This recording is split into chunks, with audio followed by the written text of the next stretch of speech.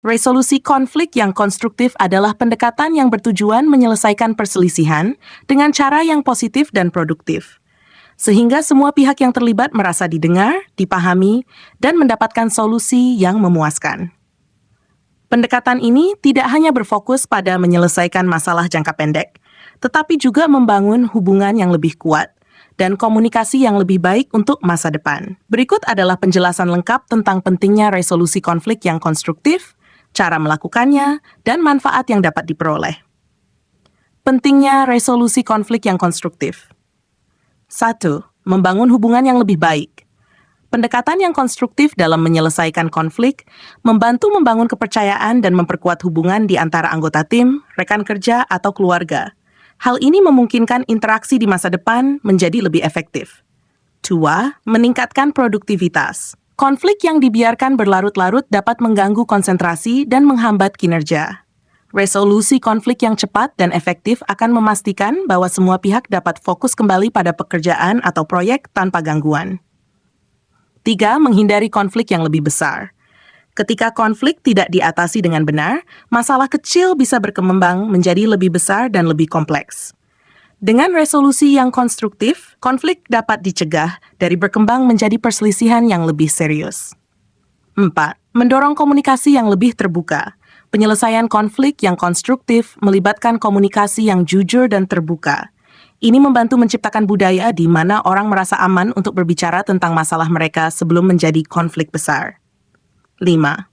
Mengurangi stres dan ketegangan. Konflik yang tidak terselesaikan dapat menimbulkan stres dan ketegangan bagi semua pihak yang terlibat.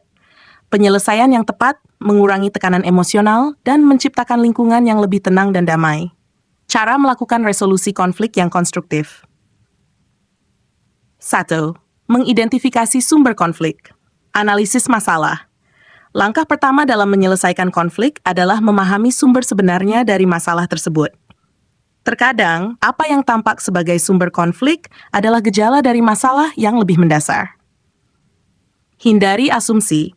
Jangan membuat asumsi tentang apa yang menyebabkan konflik tanpa mendengarkan semua pihak yang terlibat. Pastikan Anda mengumpulkan informasi yang cukup untuk memahami perspektif semua pihak. 2. Berkomunikasi dengan jelas dan terbuka. Aktif mendengarkan. Saat menyelesaikan konflik, penting untuk mendengarkan dengan penuh perhatian dan tidak menginterupsi saat orang lain berbicara.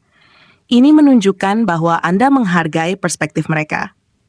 Gunakan bahasa yang tidak menghakimi. Hindari menggunakan bahasa yang menuduh atau menghakimi. Gunakan I statement seperti, "Saya merasa terganggu ketika," daripada "kamu selalu," yang bisa memperburuk konflik. Bersikap jujur dan terbuka. Utarakan perasaan dan kebutuhan Anda secara jelas dan langsung, namun tetap dengan cara yang hormat dan empati terhadap pihak lain. 3. Temukan tujuan bersama. Fokus pada solusi, bukan menang atau kalah. Tujuan utama dalam resolusi konflik yang konstruktif adalah menemukan solusi yang menguntungkan semua pihak, bukan memenangkan argumen. Carilah titik temu atau tujuan bersama yang dapat disepakati oleh semua pihak. Hindari sikap defensif. Usahakan untuk tetap terbuka terhadap kritik atau umpan balik. Jika setiap pihak hanya fokus pada pembenaran diri, maka penyelesaian yang efektif sulit dicapai. 4. Berusaha memahami perspektif orang lain terhadap pihak lain. Cobalah untuk menempatkan diri Anda dalam posisi pihak lain untuk memahami mengapa mereka merasa atau berpikir seperti itu. Ini membantu menciptakan dialog yang lebih terbuka dan mendorong kerjasama. Validasi perasaan mereka. Bahkan jika Anda tidak setuju dengan perspektif mereka, akui perasaan mereka. Misalnya, Anda bisa mengatakan, "Saya bisa memahami mengapa kamu merasa marah tentang hal itu." 5. Bersikap fleksibel dalam negosiasi. Cari solusi kompromi. Dalam banyak kasus, kedua pihak mungkin perlu memberikan konsesi untuk mencapai solusi yang memuaskan. Bersikap fleksibel dan terbuka terhadap solusi yang mungkin berbeda dari apa yang Anda bayangkan. Brainstorming solusi. Melibatkan semua pihak dalam mencari solusi bersama dapat membantu menemukan ide-ide yang kreatif dan mendukung hubungan yang lebih baik. Misalnya, cobalah menyusun berbagai opsi dan membahasnya satu persatu. 6. Buat kesepakatan yang jelas. Setelah mencapai solusi, buat rencana tindakan yang spesifik dan terukur.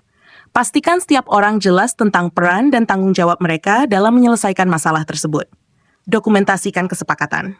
Di lingkungan profesional, penting untuk mendokumentasikan hasil dari negosiasi atau penyelesaian untuk menghindari kebingungan di masa depan.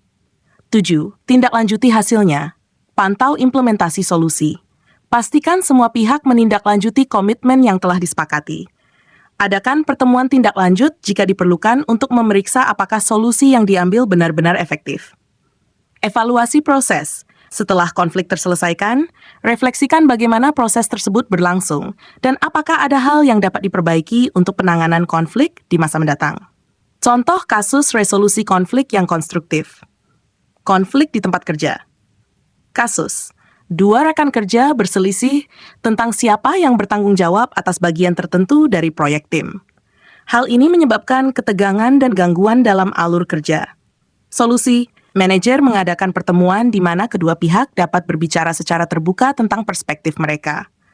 Setelah mendengarkan kedua belah pihak, mereka menyadari bahwa ada kekurangan komunikasi dalam pembagian tugas. Bersama-sama, mereka menyusun ulang pembagian tanggung jawab dan menetapkan jalur komunikasi yang lebih baik. Hasil, konflik terselesaikan dengan solusi yang adil dan hubungan kerja antara kedua rekan menjadi lebih baik. 2. Kasus. Seorang anak merasa frustrasi karena orang tuanya tidak mengizinkannya pergi ke acara tertentu, sementara orang tua merasa anaknya tidak mendengarkan alasan mereka. Solusi. Kedua belah pihak duduk bersama dan berbicara dengan jujur. Anak tersebut menjelaskan mengapa acara itu penting baginya, dan orang tua menjelaskan kekhawatiran mereka. Akhirnya, mereka mencapai kesepakatan di mana anak bisa pergi dengan syarat tertentu, seperti pulang pada jam yang disepakati. Hasil, konflik terselesaikan dengan kedua pihak merasa didengar dan hubungan antara anak dan orang tua tetap positif. Manfaat resolusi konflik yang konstruktif. 1. Hubungan yang lebih kuat. Penyelesaian konflik yang baik dapat memperkuat hubungan karena setiap pihak merasa dihargai dan didengarkan. Hal ini membantu membangun kepercayaan di antara anggota tim atau keluarga. 2. Meningkatkan komunikasi. Resolusi konflik yang konstruktif mengajarkan keterampilan komunikasi yang lebih baik, termasuk mendengarkan aktif, berbicara dengan jelas, dan memahami perspektif orang lain. 3. Pengembangan keterampilan pemecahan masalah. Melalui proses ini, orang belajar bagaimana menghadapi masalah secara langsung, mencari solusi kreatif, dan mengambil tindakan yang tepat. Ini adalah keterampilan penting yang berguna dalam berbagai aspek kehidupan. 4. Mencegah konflik di masa depan. Dengan menyelesaikan konflik dengan baik, orang belajar bagaimana mengenali tanda-tanda awal perselisihan dan menangani masalah sebelum berkembang menjadi konflik yang lebih besar. Lingkungan yang lebih produktif dan positif.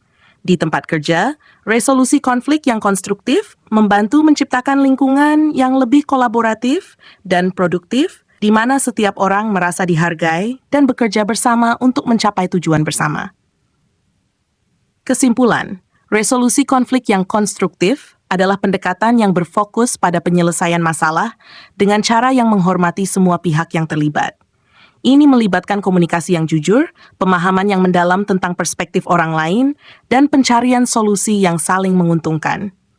Manfaat dari pendekatan ini sangat besar, mulai dari hubungan yang lebih kuat hingga peningkatan produktivitas dan kesejahteraan emosional.